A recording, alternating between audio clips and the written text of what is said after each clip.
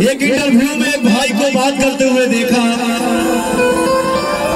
एक मीडिया वाले भाई हमारे गांव के किसी भाई से पूछते हैं, पवन सिंह क्या बदलाव लाएंगे?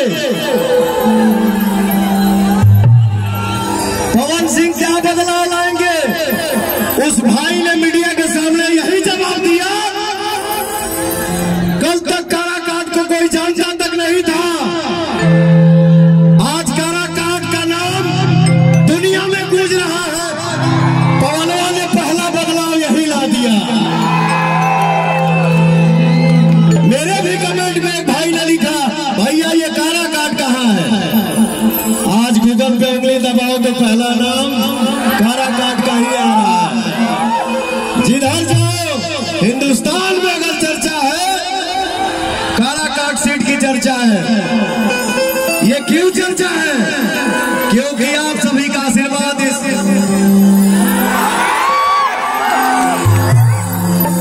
दुनिया में बहुत धक्का लगा, बहुत चोट लगा, लेकिन फिर भी पवन ऐसे रहता है। क्या रहता है? पैसे की संपत्ति नहीं है मेरे पास, बट दुआ और आशीर्वाद की संपत्ति है, इसके लिए पवन जिंदा। आपका आशीर्वाद मेरे सर पे है।